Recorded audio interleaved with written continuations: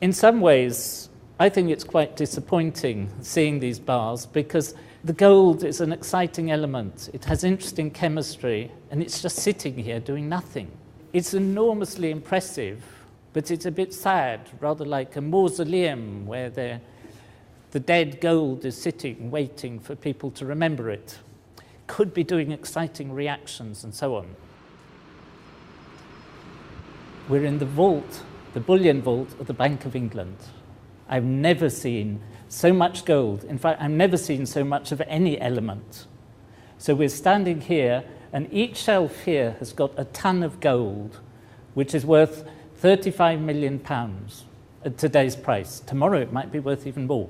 It's very secure. We've been through a whole series of security checks. No money is allowed here to make sure we don't take anything out.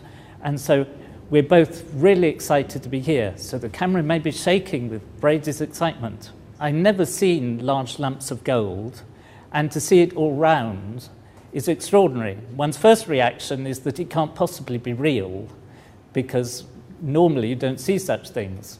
Looks like chocolates in the duty-free at the airport or something like that. But these really are solid gold bars, and it's quite extraordinary. There isn't any smell because metals don't smell, and it's very quiet because of the thick walls and to keep it secure. The weather's been very cold recently, and I was ready to be shivering, but it's nice and warm. But I suppose gold colour also gives you a feeling of warmth, so it may be partly psychological. The reason why the bank has got this store is because not only the Bank of England, but other central banks like to keep some of their money reserves in gold because the price of gold is very stable, or the value of gold, compared to the value of currencies, which can go up and down. And so every country has a certain proportion of its reserves in gold. And if you look at the statistics, the UK at the moment has about 310 tons of gold in its reserves. But there's much more gold here than that, because it belongs to all sorts of people, not just to the Bank of England. This vault is part of a complex of different rooms. I haven't seen the other rooms, but all together, if you look at the bank's annual report, it's worth £197 billion. That is £197,000 million.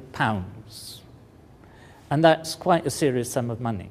People buy and sell the gold, and each block of gold has its own number, like your car has a registration number. And when people buy and trade the gold, they don't actually take the bar home, but just that number is transferred from the seller's account to the buyer's account. And the gold just sits here quietly. Apparently the oldest bar of gold here has been here since 1916. That's the First World War, nearly 100 years ago. But the beauty of gold as a chemical element is that it's very unreactive.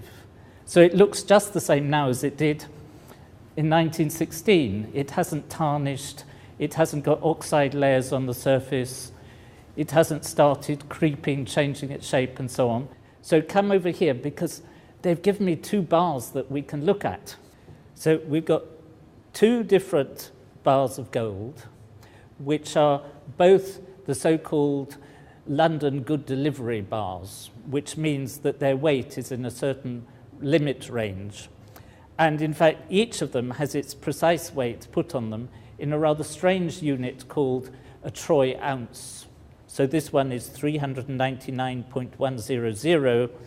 This one was made in Australia, and this one apparently came from Switzerland and is slightly heavier, 400.075.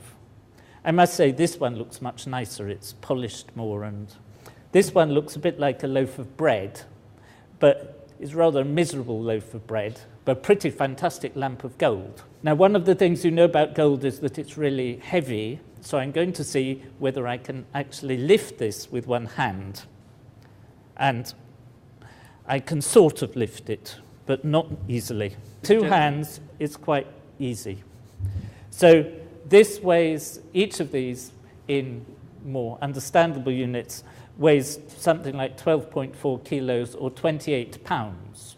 So for those of you who use imperial units, that's 2 stone. Each of these is worth about £435,000. You could buy 2 quite nice houses for a block like this, or for a whole shelf of these, which contains a ton, you could buy 137 of the upmarket Rolls-Royce cars. So take your choice. These blocks are a bit like bricks, and if you took all the gold that had ever been mined and put them together like a construction kit to make a big block, you would end up with a block that was 20 meters cubed. That's 60 feet on each side, which would easily fit, for example, under the legs of the Eiffel Tower. Wouldn't look all that big just as a building on a street. And that's all the gold there ever has been.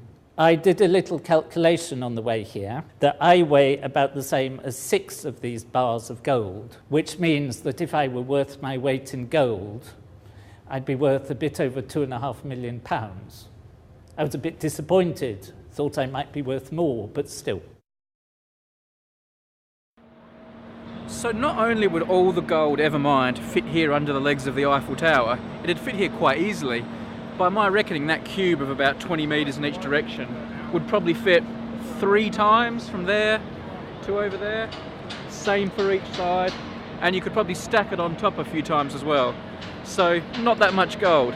Now we actually filmed a bit more in the vault we haven't used, so stay tuned, we might use that soon. In the meantime, we've made plenty of other films about gold, we've evaporated it, we've dissolved it.